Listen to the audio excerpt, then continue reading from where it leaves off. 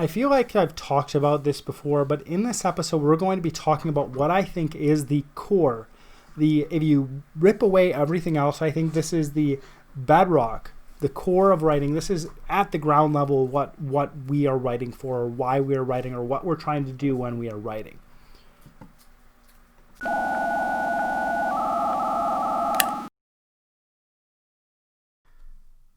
Welcome to How to Write Good. I am your host, Daniel Poppie. You can find out more about me at danielpoppie.com. If it is your first time here, How to Write Good is a writing podcast that seeks to find principles and advice that can be applied across a broad range of writing situations. If you've been here before, don't forget to subscribe, hit that like button below, and share. So before I start, I'd just like to apologize if I've talked about this before, but I think that if I have missed it, I think it's very important that I just talk about it because it's such an important idea within the field, within the sphere of writing. I just want to talk about it, and if I did talk about it before, it's just a refresher. And because it is the core, because I think this is the most important thing to remember when you're writing, I think that it's good to have a refresher in that area, okay? So why should you write? And what I mean by that is when you write, what should be your first goal?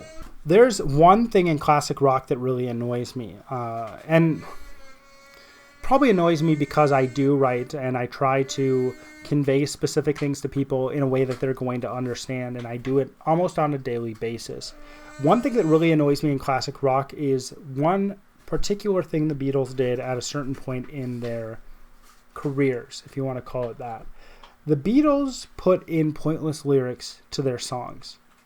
And when you are a young person, when you are someone really young, or when you're a new person who's just diving into creativity, it seems like, oh, that's so profound. Oh, that's really cool. You know, what are they trying to say? Is there hidden lyrics to this?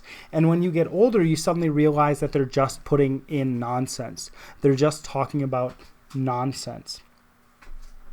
And it is the case, I would say, that the Beatles lyrics with these nonsense lyrics, that when they sing these nonsense lyrics, they do sound good because they know how to make music, they know how to make songs, they know how to put together music to make it sound well, and they know how to put together words in a way that is good enough to make it sound, the words sound good together, in a way that I can't at the moment. But just because they sound good does not mean the writing is good. Right? Because I can write a lot of different things that sound very good that actually aren't that good. I think there is a place to play around with words. I think there is a place for nonsense. But I think that when you write, there is something else you're going for. There's another goal that you're trying to achieve rather than just making words sound good. Why? Because the purpose of writing is to convey ideas.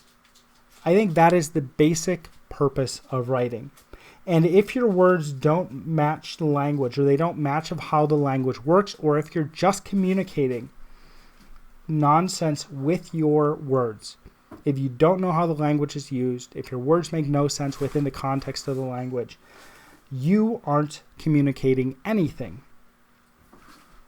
For example, if I said, telephone Francis escaping underneath the wall, that could be a good lyrics to a sound that might sound profound even, right? If you sing them, because a lot of things sound profound if you sing them. Or I could say, take time to tell 27 tanners you don't know where to float. You know, that kind of sounds good together. It kind of flows, but at the same time, it means nothing.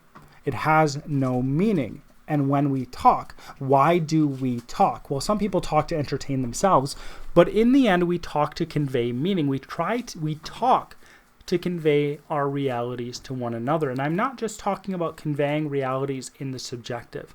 I'm talking about that we use words, we use language to communicate how things actually are to one another.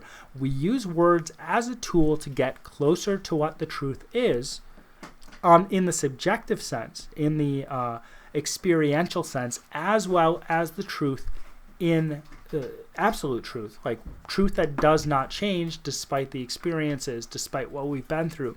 Truth that is at the bedrock of different things. Meaning matters. Meaning matters. The core of language is to communicate. The core of communicating is the meaning of that communication. And since writing is language put down on paper, we are trying to communicate meaning to other people. Now, it is fun. It is fun to read anything that flows. If somebody puts nonsense words together and they sound good, it still is fun. And it can be the case that you can communicate things using nonsense words, but it is in a roundabout way. But nonsense words for the sake of nonsense words do not communicate anything. They are lacking in meaning. They might sound fun, they might sound good, but they're lacking in meaning. But if it does not carry meaning, the writing is pointless. In the same way that if the language does not carry meaning, if what we're saying does not carry meaning, that is pointless as well. Meaning must come first. So I would say that if you have one goal in writing, that one goal at the ground level, you strip away everything else, that one goal should be to convey meaning. And if you convey meaning, you've done a lot more than many people have in the past who disregarded meaning completely. Again, conveying meaning can be extremely powerful. And as I've said in the past, meaning isn't just what is happening. There's more to that sense of conveying meaning than just writing things as they occurred, or writing things, oh, this happened and then this happened. There's more than just that. Conveying meaning is trying to get somebody to get inside your head and understand things as you understand them. And the more you dig into that concept of conveying that meaning, I think that the clearer your writing is going to be. I think people are going to be drawn into your writing, even if it isn't the fanciest, even if it doesn't flow the best. I think they're still going to be drawn into your writing, and I think they're still going to get a lot out of it. If you enjoyed this podcast and you want to support me, there's really one simple thing you can do. You can go to danielpoppie.com/newsletter and sign up for my newsletter. And when you sign up, you'll actually be able to get access to my publication roadmap. So that's everything I have planned for pretty much every project I have into the next decade. Again, that is danielpoppie.com/newsletter. You can also find the link below.